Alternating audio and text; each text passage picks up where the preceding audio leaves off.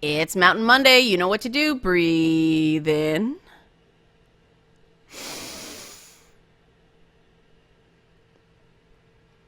And out.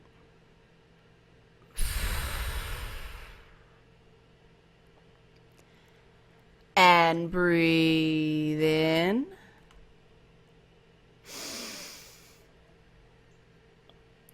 And out. Let me just turn down this fan noise here because that's annoying.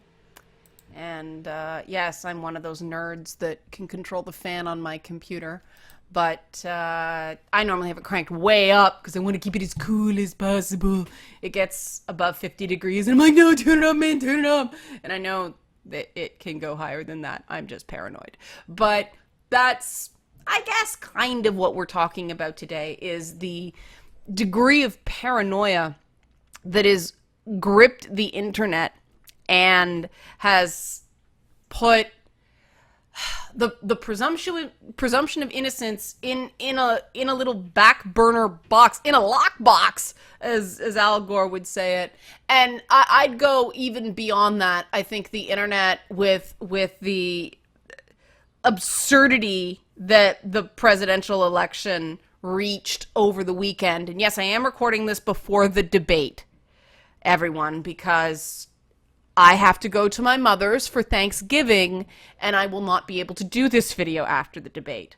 But we've ditched the presumption of innocence on the internet about various claims involving politicians. We've also ditched the preponderance of evidence principle regarding politicians, that people seem to want to believe the most conspiratorial, out there stuff that is said about politicians because it's fun.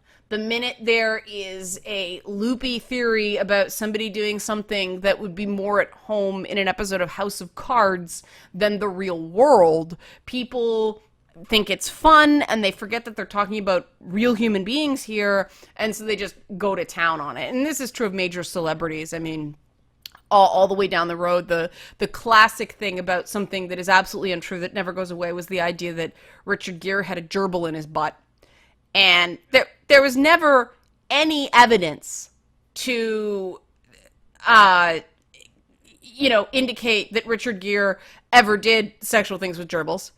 And that didn't stop the meme, the urban legend, from becoming even like late night talk show fodder. It just, everybody completely forgot that Richard Gere was a person with a right to dignity in making those jokes, because everybody back in, the 90s, when the world was a somewhat less paranoid place, everybody kind of went, well, I know it's not real, so we can just all sort of have a laugh on it. The problem is now people take these goofy urban legends and turn them into real things. Conspiracy theories aren't fun anymore. And this makes me very sad, because I'm one of these people who enjoy reading about, the theories about faking the moon landing and, the ancient astronaut theory and all this stuff. I don't believe any of it's real, but I like to play in that sandbox, see how people put it together. But the minute, you start thinking it's real, the reality is that conspiracies tend to come out.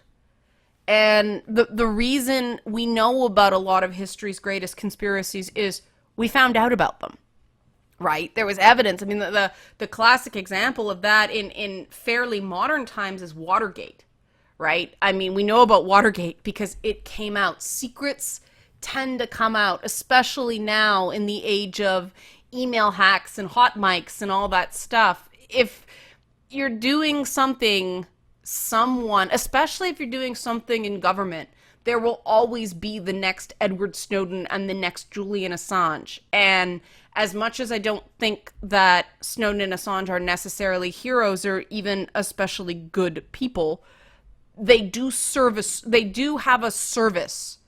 I just wish they'd, I, I am conflicted because in those cases, I wish that Edward Snowden and Julian Assange were better people because they perform services. But look at Julian Assange, right? He is claiming that there's a trumped up rape charge against him and he's being falsely accused, and it's just to get him into Sweden so he can be extradited to the US. And most people that I talk to believe this is so. They actually believe that he is being falsely accused. And I don't think that fits preponderance of evidence. I think the preponderance of evidence is that Sweden happens to have very, I won't say aggressive, but very specific and very, what's the word I'm looking for?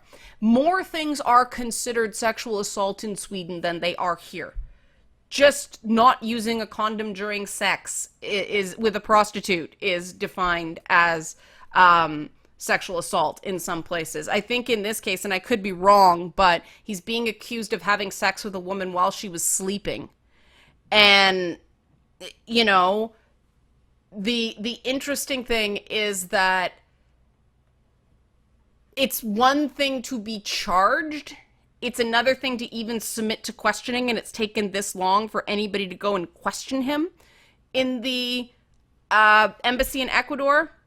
But people believe him. People believe that he's being falsely accused. On some other cases that I'm not going to get directly into because it's a hot button thing, but people want to believe the other side. Despite preponderance of evidence, despite looking at things and, you know, preponderance of evidence, as you see here, is not beyond a reasonable doubt, which is why it's used in civil instead of criminal hearings, and that's why there's always a wrongful death trial after a murder thing if people have sufficient funds. But it's probable truth or accuracy. That's what you're aiming for. It's based on the more convincing evidence. And, you know, there are burdens to that. Things like, you know, statements made in court are considered more compelling evidence than statements made on a drunken pub night to your friends, because there are consequences for lying in court that don't exist when you're just talking to your friends. That's just an example. But the internet doesn't function on these principles. The internet, and it's associated with one particular faction, but it seems more and more multiple, any faction with an agenda on the internet has fallen into listen and believe territory. And I love this article. I want to show you this article because this listen and believe article shows how dangerous listen and believe is. Because listen and believe means that every element of this article is true. And you'll see how that's just not so. So, typical, I think Gamergate needs to be added to the list of logical fallacies. Gamergate in itself is just a logical fallacy. Whenever anybody brings in Gamergate to something that happened before Gamergate, well, it's a logical fallacy. Your logical fallacy is Gamergate. But listen and believe is a phrase coined by internet personality Nina Sarkeesian during her feminist frequency panel. False. Listen and believe predates this talk. Listen and believe is essentially a principle that started with rape crisis hotlines in the latter days of second wave feminism. I remember it. I mean, God, there was an episode of 90210 about, what was her name? Andrea, the woman who was 30 playing a teenager. But I remember her doing this, you know, rape crisis hotline and her going, ours is not to reason why, ours is just to listen and try not to cry. And I remember that line because it was so cheesy, because I was, you know, involved in this sort of advocacy. Even then, I'm like, oh, God. But, you know, points for trying, I guess, to be relevant. But the whole principle was for the sake of supporting someone. it's not up to you to, and this is in a very specific role as sort of first crisis responder. You're not a cop, you're not a lawyer, you're not a juror. So it doesn't matter what you think. That's what listen and believe originally meant. And it has become an argument against the concept of victim blaming towards women and their experience of gender discrimination by inviting people to believe in what they have to say about it instead of flat out rejecting everything. Now, there is a big gray area between flat out rejecting everything and listen and believe everything. And I disagree. I don't think that was actually the contents of Sarkeesian's statement, because it wasn't flat out rejecting everything in all cases with her. It was preponderance of evidence. Her claims did not meet the burden. And it was simple things like people actually took the time to track down people who were griefing her on Twitter and nothing happened. That's, and this is the thing, but You'll see, let's listen and believe. Let's just simply believe a woman's accounts and experience of online harassment, sexism. Okay, here we go. Oh, look who's here. Me. On September 13th, a Reddit thread was started on the Kotaku in Action subreddit about the panel discussing the arguments made by Sarkeesian. And down here, on September 14th, Kotaku writer and model Leanna Kersner made a video about the panel and its relationship with the Gamergate movement. No. One, I never wrote for Kotaku, ever. I wrote for Polygon. I wrote for The Escapist. I have never written for Kotaku. But listen and believe. Someone has said it, right? Someone has said it on the internet. There is now a source on the internet saying I wrote for Kotaku. Now someone can cite this source, and if it's just listen and believe and not preponderance of evidence, well, this is essentially true now, isn't it, according to this theory? So now I have written for Kotaku, and there is evidence on the internet of this fact, even though it never happened. I call this the Wikipedia paradox. And then its relationship with the Gamergate movement. Not so. Not so. The point I was trying to make is that this idea of believing people until you're given a reason not to believe them was that men should be incorporated in this too.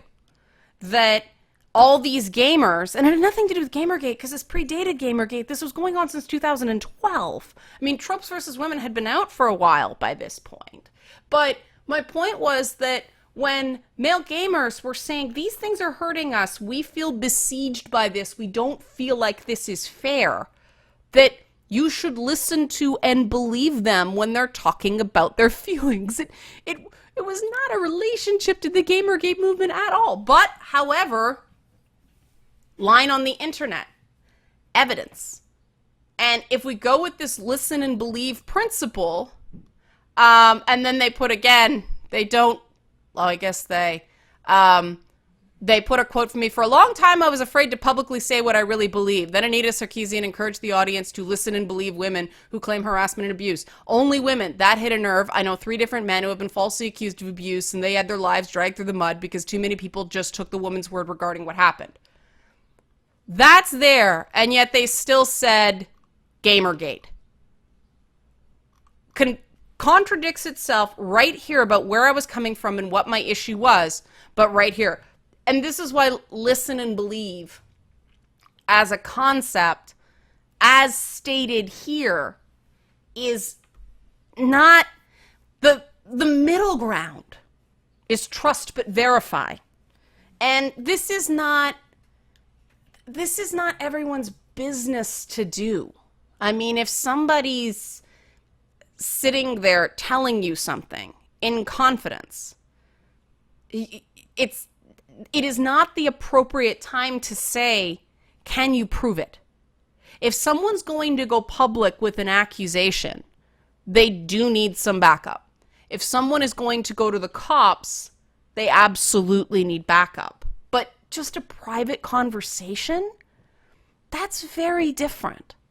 But the minute you enter the public sphere, you need a certain amount of proof. And in the case of nonsense online harassment, I think Sarkeesian has this proof, which is why this whole thing has become so strange. We don't have to listen and believe her. There's tons of evidence. It's not, the argument is not that it didn't happen. The argument is that she provoked it. And that's a very slippery slope that I'm not going to get into here. But the interesting thing is that all this stuff, listen and believe, what's going on in the presidential election, that, it goes back to sort of the whole birther thing of produce your birth certificate to prove my completely false assertion that you were not born in America. It's actually a logical fallacy. Saying the burden of proof lies not with the person making the claim, but with someone else to disprove. The example is Bertrand declares that a teapot is at this very moment in orbit around the sun between the Earth and Mars, and that because no one can prove him wrong, his claim is therefore a valid one. And of course, this sounds absurd, but this is essentially the same thing as saying Obama was born in Kenya, prove me wrong. Well, it's very hard to prove a non-event. And it's, I don't agree that it says here that to dismiss something on the basis that it hasn't been proven beyond all doubt is also fallacious reasoning. So, either extreme. You can find one thing that disproves it and it doesn't seem irrational. It's reasonable doubt, not all doubt. But it's not listen and believe either. Both of these are fallacies. And the fact that thinking people have fallen in to these extremes of thinking is a testament to the sheer amount of emotion in this debate, in this election cycle. And it's caused people to take leave of their senses. And this is what propaganda and this is what media manipulation does. And of course the phone's ringing while I'm recording. That's just par for the course. But it's important, and I think that example from that article that has false statements about me without attribution, you notice they don't link to any writing I did for Kotaku. And this is something you really have to watch in online citations. The whole citation needed thing, that's misused too. But in something like this where you're actually stating a fact, they put a citation here, but they do not link to any of my writing to prove this fact. And yes, you can't prove every fact, which is why it's important to get it right, or it would be full of citations. But if you don't see something cited, and the thing is, people cite things and then people don't click through them, and so they misuse citations. It's a real issue. But do you notice that they it's oddly misleading, isn't it? That they're using proof of other things to cover up something that is false. And you gotta watch for this stuff. Because, I could say, they've also spelled Akkad wrong down here, Sargon of Akkad. Don't put a lot of stock in articles on the internet that are misspelled. That's a real tell right there. But people in their rush to evidence, quality of evidence has gone out the window. And so now we're at a point on the internet where you can find something to back up anything you want to believe. You could find a website that tells you the world is flat. Okay? You could find a website that says that Jewish people are lizard aliens from Mars. That is a very specific example based on something that a guy at U of T said years ago. So there is a citation for that. But the problem is that then people start saying citation needed on people talking about their personal experiences that are not accusing anyone of any crimes. and not saying anything should be done about something. They're asking people to prove anecdotes. And that's just not possible. And there is an element where at certain point, the trust part of trust but verify has to engage, because otherwise you spend all your time verifying. And sometimes it's not required that you verify something. I've had people expect me to prove feelings. You know, it's easy to just dismiss someone by saying, you don't really feel that way, you're just manipulating. Well, that's a very serious accusation and you have to prove it. But no, prove you're not. You can't. You can't prove a non-event. And this is the element that has made me very concerned. And it just left me getting accused of a pro-Clinton bias. And that was something I wanted to address and wasn't able to because things blew up over the weekend. And I admit, I know that those comments weren't intending to hurt, but they did hurt. Because hurt isn't the right word, frustrated. Because my intent in everything I do is to examine the facts of a given situation. And this election has been very difficult because every bit of empirical data that is out there, whether it's the Washington Post, whether it's PolitiFact, whether it's even, even certain sources on Fox News like Megyn Kelly, it's not just, moderate and left-wing publications. Every unit of measure out there has shown that Donald Trump has a much greater problem with the truth than Hillary Clinton does. And that means that there are going to be a lot more false statements made about Hillary Clinton than that are made about Donald Trump. And notice I didn't say that Hillary Clinton's completely honest. God, no, there's evidence to the contrary. I would never say that. But that quote-unquote pro-Clinton bias is just me attempting to write what I see as very dangerous media narratives that hinge on her gender the same way that a lot of the myths about Obama hinged on his race. And notice I did not say sexist and or racist. I said hinged on gender and hinged on race. And guys, this is what I do. This is the thrust of this channel.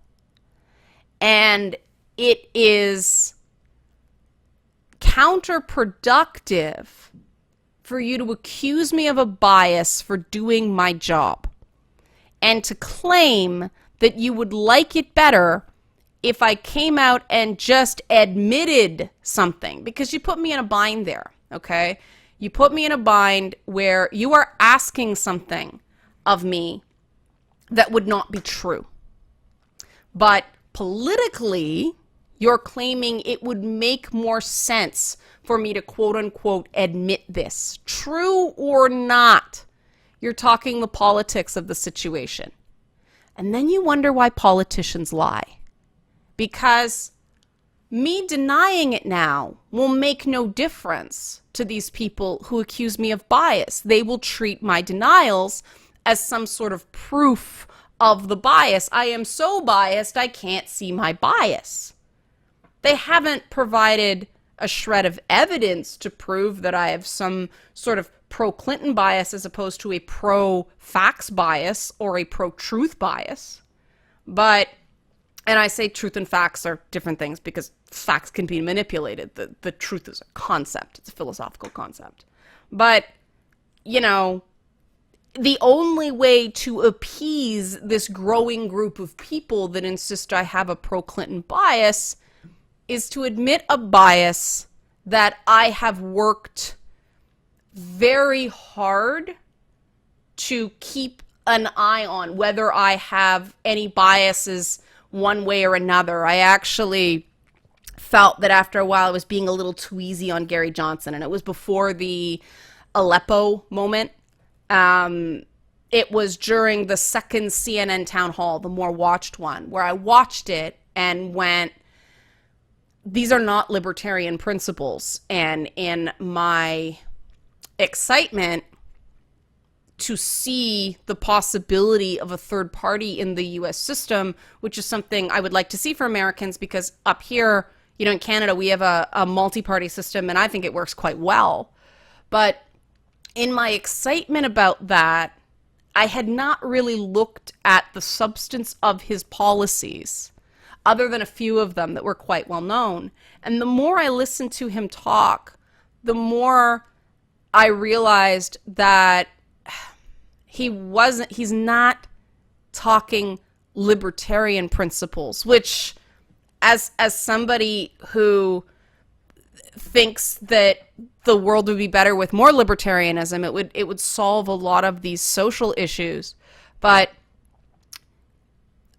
he's not campaigning on actual libertarian principles. He's campaigning on a Republican economic platform, an anti-interventionist strategy, and socially liberal public policy. I don't hear a single word out of his mouth. Even back then, when he started talking about certain things, I know I was really taken aback when he started arguing government intervention in race relations, and I'm like, that's interesting, because I would agree with him, but I didn't think he made his point well. I think he just left it at, well, government needs to get involved in this case. And as a libertarian, you can't do that. You have to make the argument that the reduction of freedom, of liberty without intervention is greater than the curbs on liberty with intervention. You have to constantly be thinking about maximum freedom for the maximum number of people. And so I'm like, oh, no, as much as I want to, I got to start being more critical of Johnson. I can't let the idea of him override the reality of him. And I think it's so odd, because all these accusations have been flying around about my attitudes towards Clinton, and I've never claimed she's a perfect candidate. I have cautioned people about making too big a deal about information spillage. Yes, that's true, but that has nothing to do with Hillary Clinton and everything to do with the information I went out and collected about how common information spillage is. And the answer I got from 3 different sources was very. Now, is that pro-Clinton? Well, in this case, it certainly benefits the argument that she shouldn't be in jail. But again, if the only 2 options are she didn't do anything wrong or she should be in jail, this is a very extremist climate. And this is a complicated issue that I'm not going to unpack here, but I just want to ask everybody, please, there's 30 days still to go on this. Don't lose your wits because of your feelings. You are all very intelligent. You know how to solve problems. Use those skills. We will all be better off. Don't let your emotions run away from you and crash into another person. Because, trust me, you keep doing that, you will lose relationships with people that you will never be able to get back.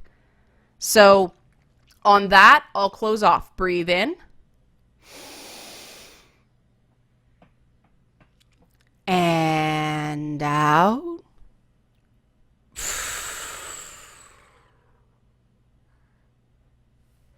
And breathe in.